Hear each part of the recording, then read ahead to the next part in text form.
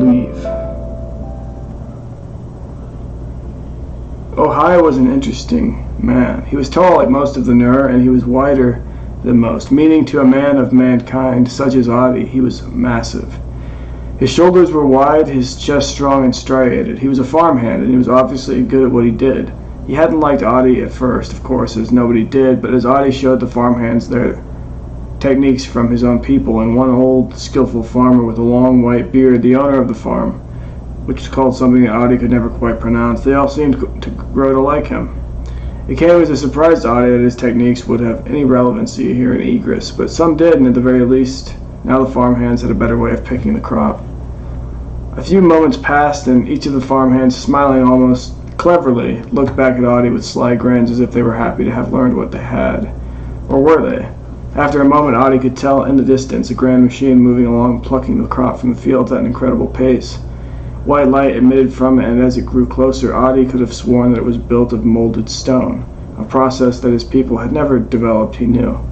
He marveled as it now became even closer at how such a machine could have been built, and it was then that the farmhands, each of them, began to laugh heartily at Adi, humiliating him. Adi shook his head. Of course, he thought. Of course he shouldn't have taken such a leap as to show them what he thought would advantage them. He'd only shown them because they'd been standing around and because he'd been desperate for any kind of acceptance from the people of the city, as not even Ira's grandparents had accepted him, and of course he supposed they wouldn't have, though fortunately Ira somehow still had some faith in him. He thought of her as they laughed, and he clutched at his ratty shirt, brown and stained, angry, but with nothing that he could do to stop them. An acute rage gripped at his mind, but before he could do anything hasty, Ojai walked up to him, but put his hand on his shoulder and said in his own language, "It's all right, Adi. We do this to every new guy." And with that, Adi nodded and reluctantly laughed. "Don't sweat it, all right," Ojai said reassuringly before walking off to join another man on the machine. As it sped away, he leaped onto it in one long bound. Adi watched him a moment as he left, and then, with some hesitancy, looked back to the other farmhands, but by the time that he had, they had all left to do their work. In fact, the only one left to help Adi was the old farmer, who was now walking towards him, a wry smile creasing his face, as if he knew something. What he knew, of course, was that Adi, in fact, did need help and direction. Adi nodded at the farmer. "You look perky." "Where'd you learn that word?" asked the old farmer. Adi shrugged. "Ira." The old farmer nodded. "I know her. She's the one who spoke to me about hiring you." "Of course," Adi nodded. "Will you make her your wife?" Adi looked at the old man with a perplexed look on his face, as if the old man had said something that were impossible to accomplish. The old man nodded before responding, and then said, "Well," with a shrug, "you may be able to if you do well here with me." I don't think any of the people here would be okay with that," Adi shrugged, looking away. The old farmer shrugged as well. "My name's Tavert." Tavert extended his hand. Adi looked back at him, mouth slightly agape, eyes narrowed. "I'm Adi." He extended it and took hold of Tavert's hand.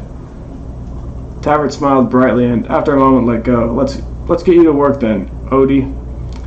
No, it's..." Adi tried to correct him, but Tavert was already walking at a fairly fast pace for such an old man, so Adi made sure to keep up with him. In fact, it was almost laughable just how fast the old man really was, and as he pointed and explained this here and that there, Adi couldn't help but wonder just how old he really was. "How old are you, old man?" "Old man," laughed Tavert. "Careful there, young man, kindly." "For what?" Adi pressed. "I'm curious." Tavert nodded. I suspect that this has given you much trouble in our city, I'm afraid," Tavert posited. "I think it's the way that I look, actually," Adi countered. Tavert nodded. "You do look different from us." Tavert turned to walk away to continue his tour, as it were, of his property, though in the city all land was property of the church should it be needed. Adi caught him before he could walk too quickly away. "It does not bother you that I am different from you?" The old farmer shook his head. "It bothers none of us here." "And why is that?" Adi asked suspiciously. "Truth be told," Tavert sighed, "it does bother some. But by and large on the farm, at least on this farm," he said somewhat loudly as if to emphasize to someone standing nearby, unbeknownst to them, though there was no one, that this was a rule of his farm. "On this farm," he continued, "we are somewhat accustomed to man-kindlings, such as yourself." Adi was surprised. "Are they here?" "Is who here?" Tavert asked, giving Adi a look of odd surprise as well. "The man-kindlings, as you call us." Taffert shook his head. Oh, no, they are long dead and gone, I'm afraid. Adi nodded. Perhaps then the other men and perhaps women even of mankind had come a long time past. Were there any here recently? Adi asked curiously. Taffert nodded, a tear forming in his right eye, though Adi could not understand as to why. Yes, Taffert said. There have been some. Why do you cry? Adi asked, solemnly, a gut-wrenching feeling creeping throughout him. Aye, said Taffert. We must get you to work. Come now. Adi watched as the old man walked steadily away, and Adi, looking to his sides, followed suit, too afraid to ask anything further. When the day's work was done, Adi rushed home, pushing his way through the various crowds one might come across on a typical workday in the Citadel, an 8-day week, as it were, far different, or perhaps not so far different, from the 7-day week that Adi had long been accustomed to before all this. Interestingly enough, when he arrived home, he arrived to an empty house. This put a strong fear within Adi, who by default wondered what might have happened to Ira and her grandparents. Perhaps nothing, or with that final thought in came Ira, her grandparents off somewhere else, and she said, "Oh, I hadn't expected you back so soon." Adi shrugged as if everything were all right. "I wouldn't have either, but," he all but whispered. Ira noticed that something was wrong immediately and questioned him. "Did something happen?" Adi shook his head. "No, nothing, only..."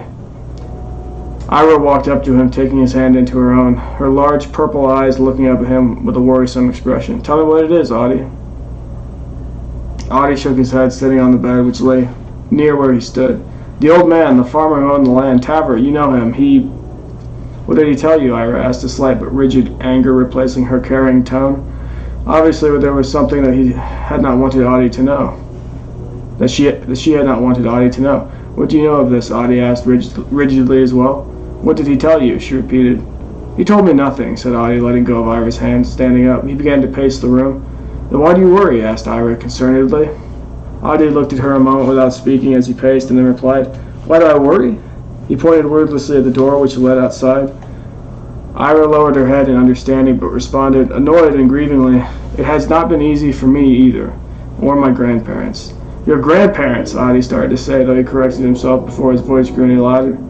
"Ira," he stopped pacing. He looked intently at her. "You need to tell me what you know. What did Taffert mean?" I'm not even sure what he said." Ira shook her head, a tear forming in her eye. Adi walked up to her and took her hand. "But you know what he meant." His voice was earnest, eager, yet understanding. Ira looked back at him sadly, somberly, and did say, "He was talking about the sacrifice, no doubt." Adi looked at her perplexedly. "Sacrifice?" he all but gasped.